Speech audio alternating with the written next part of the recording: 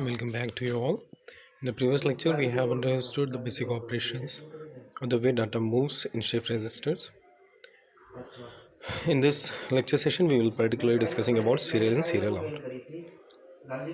Before understanding or going to in that discussion, have a look in this image.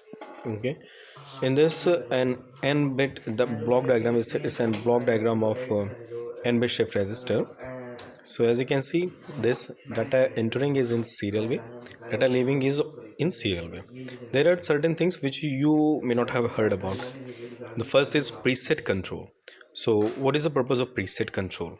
Actually, the if we have enabled preset of, and then the output of flip-flop will be set to 1 irrespective of the values of input.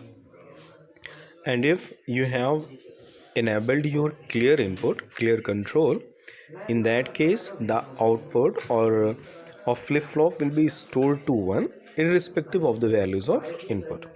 Okay, and how will you enable these? They are generally negative enabled low. So in order to enable them, you have to connect them with 0. Okay, shift pulse meaning this is just for enabling the shift operation. So here as you can see, we have used D flip-flop. Okay, and I have told you that D flip-flop is best suited for designing of memory element, because if in D flip-flop you want to store 0, then you have to simply give 0 at input and that 0 will be stored. And if you want to give or store 1 as your in the flip-flop, then you have to give 1 as at input and that will be stored in the flip-flop. That is why this D flip-flop is particularly used for designing of shift registers or registers. So there are a few more discussion regarding that. You can go through that. Have a look now. In this slide, I have tried to illustrate the operation of shift register. Okay, or working.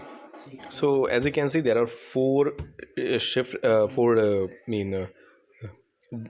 flip flops. So obviously it will store at once 4 bit of information. Okay, one flip flop will store one information, and that is how it will store 4 bit of information.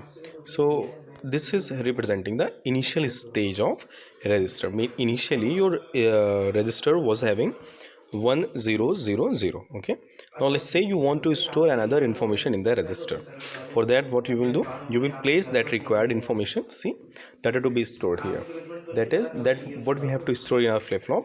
So that is placed at the first input of flip-flop, that is D1. Okay, now as you will trigger the clock, see, you have triggered the clock.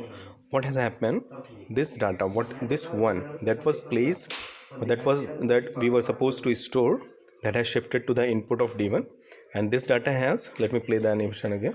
So see, again, as we will give the clock, so the data will start moving to the right. Okay, so this is how your right shift operation is performing. Similarly, at the arrival of second clock, what will happen, these all datas will be shifted toward right. So this 0 will exit from this flip-flop, this 0 will arrive here, this 1 will arrive here, this 1 will arrive here, and this 1 will arrive here. So after consecutive 4 clock pulses, the data what we were intended to store, like this data, will be stored in the flip-flop in serial fashion. Okay, so this is a further illustration of the shift operation with few more examples. I'm not going to repeat that. Hopefully you will understand them. Furthermore, with another diagram, we have tried to show the same.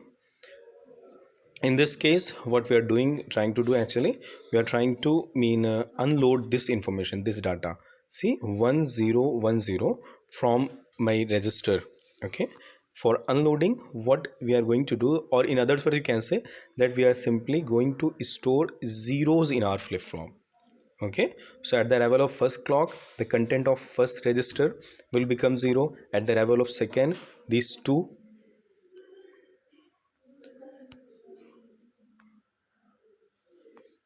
will become 0. Okay, at the arrival of third clock, these 3 will become 0. At the arrival of fourth clock, these all will become 0, and the content of register will become 0000. Okay, that's all for the day. In next lecture we'll talk about universal shift resistor.